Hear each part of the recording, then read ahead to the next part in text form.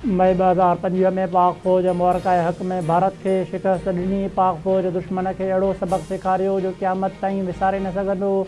दहशतगर्दीअ जे वाक़िअनि में बेगुनाह 1 लाख पाकिस्तानी शहीद थी चुका। असां क़ुर्बानियूं ॾेई दहशतगर्दीअ ख़िलाफ़ जंग विड़ी ऐं ॿियनि मुल्कनि खे बचायो। दुनिया खे पाकिस्तान जो थोराइतो थियणु घुरिजे। दहशतगर्दी हिकु वॾो चैलेंज आहे। ख़ारजी PTP ऐं TTA जे गठजोड़ आहे।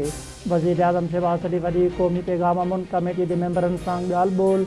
संदसि चवणु आहे त जेकॾहिं वसीलनि खे इस्तेमालु करियूं त असांजा सभु मसइला ख़तमु थी वेंदा। अक़लियती बिरादरी दिफ़ा सिहत ऐं तइलीम जे शोबे में किरदारु अदा करे रही आहे। तहरीक पाकिस्तान में ज़िंदगीअ जे हर शोबे जे करोड़े मुसलमाननि ऐं अक़लियती बिरादरी हिसो विधो। पाकिस्तान ठाहिण जो मक़सदु अहिड़ो ख़ितो हासिलु करणु हो जिते इस्लाम जो मान मथां हुजे।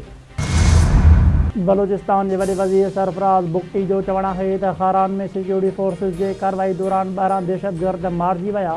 दहशतगर्दनि बैंकुनि मां फुर-लुट करण जो मनसूबो जोड़ियो हो। सिक्योरिटी फोर्सिस दहशतगर्दनि जे नापाक इरादनि खे मिटी में मिलाए छॾियो। ऑपरेशन में FC अहम किरदारु अदा कयो। क्वेटा में न्यूज़ कॉन्फ्रेंस में सरफराज़ बुगटी चयो त दहशतगर्दनि ATM मशीन तोड़े पैसा खणी वञण जी कोशिशि कई। हिकु बैंक मां 34 लख रुपया फुरे फ़रार थिया। दहशतगर्दनि सां वेढ़ दौरान 2 सिक्योरिटी अमलदार ज़ख़्मी थिया। खारान में सर्च ऑपरेशन जारी।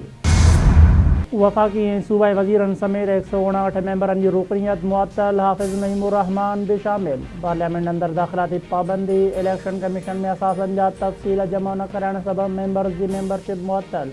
क़ौमी असैम्बलीअ जे 32, पंजाब असैम्बलीअ जे 50, सिंध असैम्बलीअ जे 33, KP जी 28, बलूचिस्तान असैम्बलीअ जे 7 ऐं सेनेट जे 9 मेंबरनि जी रुकनियत मुअत्तल कई वई।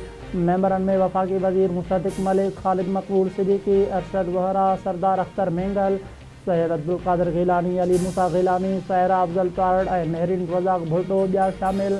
स्पीकर हया सादिक़ चवे थो मुअत्तल मेंबर्स जी हाज़िरी नथी लॻी सघे। असासनि जा तफ़सील जमा कराइनि। इलेक्शन कमीशन इस्लामाबाद में मकानी चूंडुनि जो शेड्यूल वापसि वठी छॾियो। हुकूमत 10 जनवरी ते इस्लामाबाद बलदियाती हुकूमत तरमीमी ऑर्डीनेंस जारी कयो। इलेक्शन कमीशन मूजिबि हुकूमत ऑर्डीनेंस में इस्लामाबाद में मकानी हुकूमत जो ढांचो तब्दील कयो आहे। इस्लामाबाद में मकानी हुकूमतुनि जे चूंडूं जो शेड्यूल वापसि वठूं था। महमूद खान अचकज़ईअ खे क़ौमी असैम्बलीअ में मुख़ालिफ़ धुर जो लीडर मुक़ररु कयो वियो। क़ौमी असैम्बली जे स्पीकर पारां मुख़ालिफ़ धुर अॻवान जे मुक़ररीअ जो नोटिफिकेशन जारी। अपोज़िशन लीडर जो उहिदो 9 मई केस में उमर अयूब जे नाअहलीअ सबबि ख़ाली थियो हो।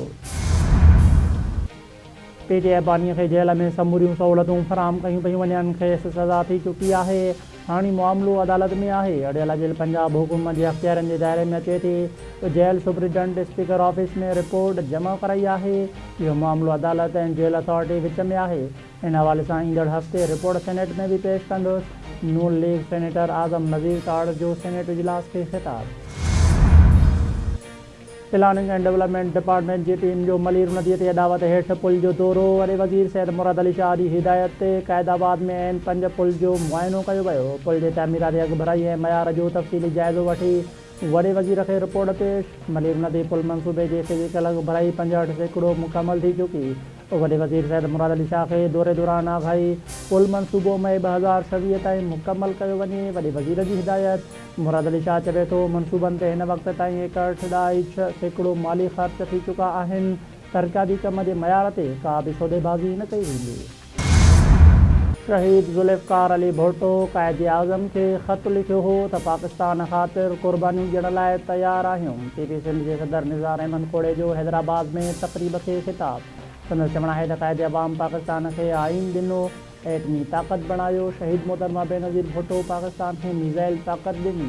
PP क़यादत मुल्क अवाम ऐं जमहूरियत ख़ातिर जेल काटिया, जानियूं क़ुर्बान कयूं। रहमतुल्लिल आलमीन जी रब्बुल आलमीन सां मुलाक़ात। सिंध समेत सॼे मुल्क में शब महराज अक़ीदत ऐं एहतराम सां मल्हाई पई वञे। नंढनि वॾनि शहरनि में मस्जिदुनि खे सिंगारियो वियो। नफ़िल अदा करे अमन अमान सलामती ख़ुशहाली ऐं मुस्लिम उम्मत जे इतिहाद लाइ ख़ासि दुआऊं घुरियूं पियूं वञनि। ॿिन्ही जहाननि जे सरदार जे शान में दुरूदनि ऐं सलामनि जूं महफ़िलूं। अमरीकी सदर डोनाल्ड ट्रंप पारां हमास खे हिकु भेरो ॿीहर हथियार फिटा करण जो मुतालबो। संदसि चवणु आहे त उहो कमु ॾुखियो हुजे या सवलो हमास खे करणो पवंदो। आख़िरी इसराइली क़ैदी रुआन गवेली जो लाश ॾियण ऐं हथियार फिटा करण समेत हमास पंहिंजा समूरा वाइदा पूरा करे डोनाल्ड ट्रम्प चयो त जंगबंदीअ जे पहिरें मरहले में पइजल ज़िम्मेवारियूं हमास अञा ताईं पूरियूं न आहिनि कयूं। ॿिए मरहले में अमेरिका हमास वटां हथियारनि जे मुकमल ख़ात्मे ऐं आलमी अमन फोर्स जे मुक़ररीअ ते कमु कंदे। ऐं सिंध जे अवामी शाइर उस्ताद बुख़ारीअ जी 96 सालगिरह अॼु मल्हाई पई वञे। उस्ताद बुख़ारी जी शाइरी न रुॻो अदबी हलक़नि में पर आम माण्हुनि में बेहद मक़बूल। उस्ताद बुख़ारी समाजी मसइलनि खां सवाइ इंसानी जज़्बनि ऐं क़ौमी हक़नि ते बेबाक शाइरी कई। दादू जे कचे मां उभरियल शाइर पंहिंजी शाइरीअ सां समूरे दुनिया में मदाह ठाहिया।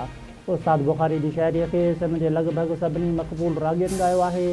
उस्ताद बुख़ारी जी सालगिरह जे हवाले सां मुख़्तलिफ़ हंधनि ते तक़रीबूं।